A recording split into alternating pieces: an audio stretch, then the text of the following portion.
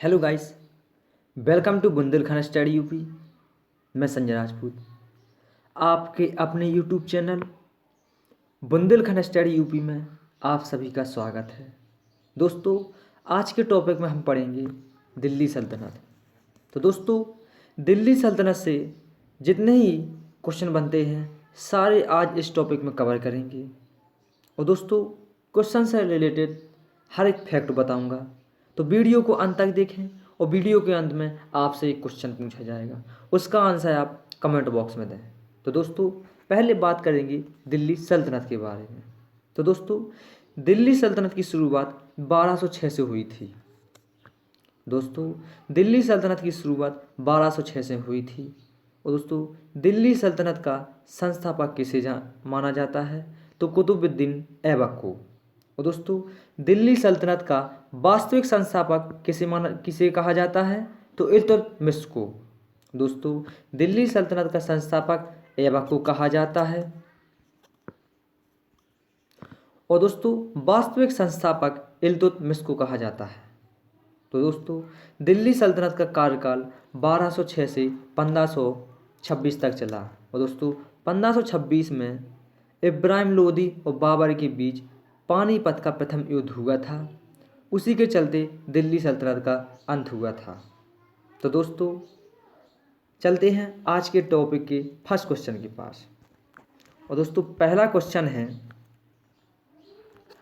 दिल्ली सल्तनत की दरबारी भाषा क्या थी?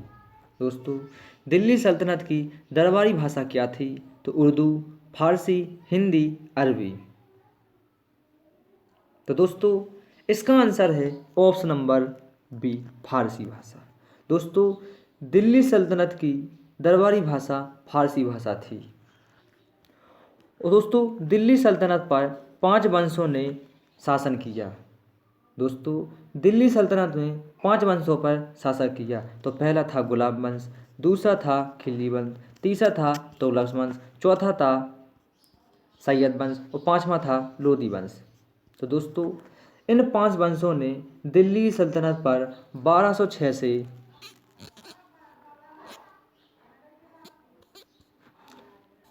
1526 तक राज किया। और दोस्तों, लगभग 320 वर्षों तक इन 5 वंशों ने दिल्ली सल्तनत पर राज किया। तो दोस्तों, इस क्वेश्चन से इतने फैक्ट बनते हैं। चलते हैं अगले क्वेश्चन की ओर। दोस्तों, अगला क्वेश्चन है, आगरा नगर की स्थापना किसके द्वारा की गई थी? दोस्तों, आगरा नगर की स्थापना किसके द्वारा की गई थी? तो फिरोज शाह तुगलक के द्वारा, मोहम्मद बिन तुगलक के द्वारा, अलाउद्दीन खिलजी के द्वारा और सिकंदर लोदी के द्वारा। तो दोस्तों, आगरा जो कि यूपी में पड़ता है। और दोस्तों, आप सबको पता ही होगा कि आगरा का ताजमहल कहाँ पर है? तो आगरा में स्थित है। तो दोस्तों, इसका आंसर ऑप्शन नंबर डी बिल्कुल सही है, सिकंदर लोदी। आगरा नगर की स्थापना सिकंदर लोदी के द्वारा की गई थी। और दोस्तों, सिकंदर लोदी ने यह 1504 में आगरा शहर की स्थापना की थी। तो दोस्तों, चलते हैं अगले क्वेश्चन की ओर। अगला क्वेश्चन है, दोस्तों इम्पोर्टेंट क्वेश्चन है। तो दोस्तों, यात्री इब्न बतूता कहाँ से आया था? दोस्तों, यात्री इब्न बतूता कहाँ से आया था? तो मोरक्को से, फारस से, तुर्की से, मध्य एशिया से। तो दोस्तों, इसका आंसर ऑप्शन नंबर ए बिल्कुल सही है। दोस्तों, यात्री इब्न बतूता मोरक्को से आया था। यह दोस्तों किसके शासन में काल में आया था? तो मोहम्मद बिन तुगलक के शासन काल में आया था। किसके शासन काल में? दोस्तों, मोहम्मद बिन तुगलक के शासन काल में आया था। और दोस्तों, इब्न बतूता की एकमात्र महत्वपूर्ण पुस्तक है जिसका नाम है रेहला। दोस्तों, इसकी एकमात्र पुस्तक जिसका नाम है रेहला। तो दोस्तों, इस क्वेश्चन से इतने फैक्ट बनते हैं। चलते हैं अगले क्वेश्चन की ओर। अगला क्वेश्चन है, दोस्तों महत्वपूर्ण प्रश्न है, उत्तरी भारत की प्रथम मुस्लिम महिला शासक एवं दिल्ली पर राज करने वाली प्रथम महिला शासक थी? तो रजिया सुल्तान, मुमताज, नूरजहां इनमें से कोई नहीं। तो दोस्तों, उत्तरी भारत की प्रथम मुस्लिम महिला शासिका और दिल्ली पर राज करने वाली प्रथम महिला शासिका कौन थी? तो दोस्तों, रज़िया सुल्तान थी। दोस्तों, इस क्वेश्चन का आंसर ऑप्शन नंबर ए बिल्कुल सही है, जिनका कार्यकाल 1236 से 1240 तक था। और दोस्तों, रज़िया सुल्तान के पिता का नाम इल्तुतमिश था। दोस्तों, इल्तुतमिश की पुत्री रज़िया सुल्तान थी, जो कि एकमात्र महिला शासिका हैं दिल्ली सल्तनत की। चलते हैं दोस्तों अगले क्वेश्चन की ओर। अगला क्वेश्चन है, दिल्ली के किस सुल्तान को इतिहासकारों ने विरोधों का मिश्रण बताया है? दोस्तों, दिल्ली के किस सुल्तान को इतिहासकारों ने विरोधों का मिश्रण बताया है? तो बलबन को, अलाउद्दीन खिलजी को, मोहम्मद बिन तुगलक को, इब्राहिम लोधी को। तो दोस्तों, इस क्वेश्चन का आंसर है ऑप्शन नंबर सी बिल्कुल सही है। दोस्तों, इतिहासकारों ने विरोधों का मिश्रण मोहम्मद बिन तुगलक को बताया है। तो दोस्तों, इस क्वेश्चन का आंसर ऑप्शन नंबर सी बिल्कुल सही है। और दोस्तों, इब्राहिम लोधी की बात करेंगे तो दोस्तों, दिल्ली सल्तनत का या लोधी वंश का अंतिम शासक था, जो कि 1526 ईस्वी में पानीपत के प्रथम युद्ध के द्वारा मारा गया। इसके बाद दोस्तों 1526 से मुगल काल की स्थापना हुई, जिसके संस्थापक बाबर थे। दोस्तों, चलते हैं अगले क्वेश्चन की ओर। अगला क्वेश्चन है, लोधी वंश का अंतिम शासक कौन था? दोस्तों, लोधी वंश का अंतिम शासक कौन था? दोस्तों, इस क्वेश्चन का अभी जिक्र हमने आगे अगले क्वेश्चन में किया था। तो बहलोम लोधी, इब्राहिम लोधी, दौलत खां लोधी, सिकंदर लोधी। दोस्तों, लोधी वंश का अंतिम शासक कौन था? तो दोस्तों, इब्राहिम लोधी था। दोस्तों, लोधी वंश का अंतिम शासक इब्राहिम लोधी था और लोधी वंश का संस्थापक बहलोम लोधी था। और दोस्तों, लोधी वंश की स्थापना 1451 से हुई थी, जो कि 1526 तक चला था। तो दोस्तों, लोधी वंश 1451 से 1526 ईस्वी तक चला। तो दोस्तों, इस क्वेश्चन का आंसर ऑप्शन नंबर बी बिल्कुल सही हो जाएगा। चलते हैं अगले क्वेश्चन की ओर। अगला क्वेश्चन है दोस्तों, इनाम भूमि किसे दिया जाता था? दोस्तों, इनाम भूमि किसे दिया जाता था? तो विद्वान और धार्मिक व्यक्ति को, मनसबदार को, पैतृक राजस्व संग्राहक को या कुलीन को।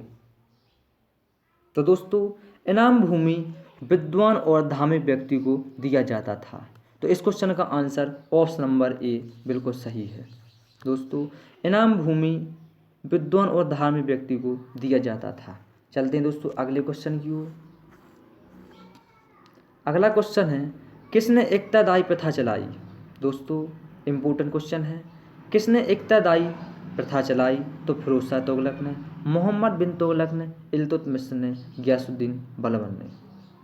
तो दोस्तों, यहाँ से एक क्वेश्चन बनता है कि बलबन का पूरा नाम क्या है? तो दोस्तों, बलबन का पूरा नाम गियासुद्दीन बलबन है। और दोस्तों, यह गुलाम वंश के शासक थे और दोस्तों इनका कार्यकाल था 1265 से 1287 तक।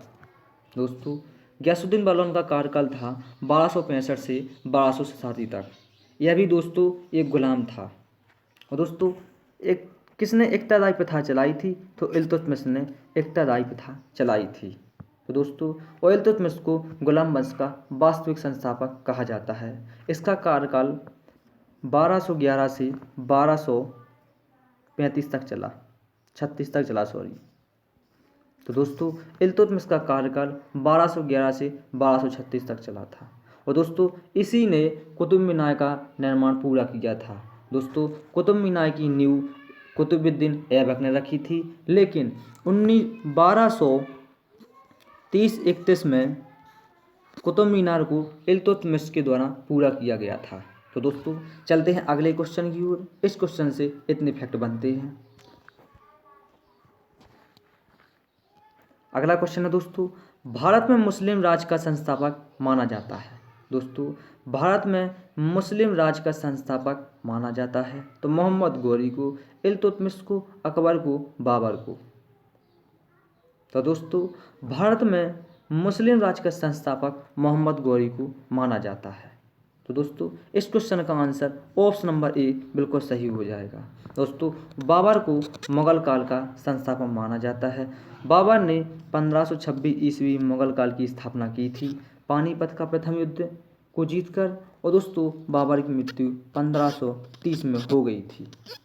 इसके बाद दिल्ली का मुगल काल का शासक यानी हुमायूं बैठा था गद्दी पर। चलते हैं दोस्तों अगले क्वेश्चन की ओर। अगला क्वेश्चन है दोस्तों, लाख बख्श के नाम से जाना जाने वाला भारतीय शासक कौन था। दोस्तों लाख बख्श के नाम से जाने जाने वाला भारतीय शासक कौन था? तो बाबर, अकबर, कुतुबुद्दीन ऐबक, इल्तुतमिश। तो दोस्तों इसका आंसर ऑप्शन नंबर सी बिल्कुल सही है। दोस्तों लाख बख्श के नाम से जाने वाला भारतीय शासक कुतुबुद्दीन ऐबक था। तो इसका आंसर ऑप्शन नंबर सी बिल्कुल सही हो जाएगा। चलते हैं अगले क्वेश्चन की ओर। अगला क्वेश्चन है, भारत में गुलाम वंश का संस्थापक कौन था। दोस्तों भारत में गुलाम वंश का संस्थापक कौन था? दोस्तों हमने आगे वीडियो में इसका जिक्र किया है। तो कुतुबुद्दीन ऐबक, इल्तुतमिश, कैकूबाद, आराम शाह।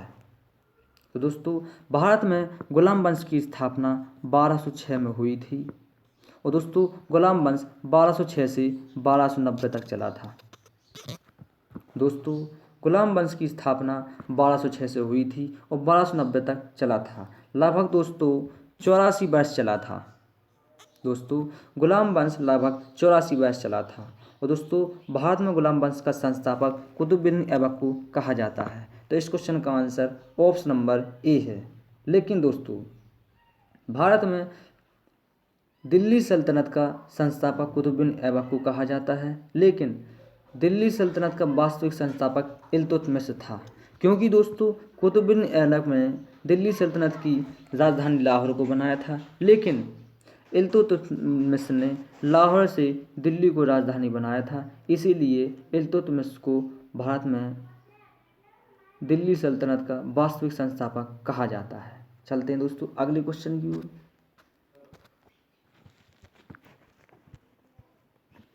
अगला क्वेश्चन है, 13वीं सदी में सेना का सर्वोच्च अधिकारी होता था। दोस्तों 13वीं सदी में सेना का सर्वोच्च अधिकारी होता था मलिक खान, सरलेख, सिफर। तो दोस्तों अपना आंसर चुनकर कमेंट बॉक्स में करें और इसका आंसर ऑप्शन नंबर बी बिल्कुल सही है। 13वीं सदी में सेना का सर्वोच्च अधिकारी होता था खान। तो दोस्तों इसका आंसर ऑप्शन नंबर बी बिल्कुल सही है। चलते हैं अगले क्वेश्चन की ओर। अगला क्वेश्चन है दोस्तों, इसका आंसर आपको दोस्तों कमेंट बॉक्स में देना है। तो कुतुब मीनार के कार्य को किसने पूरा किया था। दोस्तों कुतुब मीनार के कार्य को किसने पूरा किया था? तो रजिया सुल्तान ने, कुतुबुद्दीन ऐबक ने, इल्तुतमिश ने, बलबन ने। तो दोस्तों इसका आंसर आपको कमेंट बॉक्स में देना है। तो आज का सेशन कैसा लगा कमेंट बॉक्स में जरूर बताएं। और दोस्तों वीडियो को लाइक करें, शेयर करें। और दोस्तों जिन लोगों ने हमारा चैनल सब्सक्राइब नहीं किया है तो सब्सक्राइब कर लें दोस्तों, और बेल आइकन दबा दें ताकि हर एक नोटिफिकेशन आप तक पहुंचती रहे। धन्यवाद दोस्तों।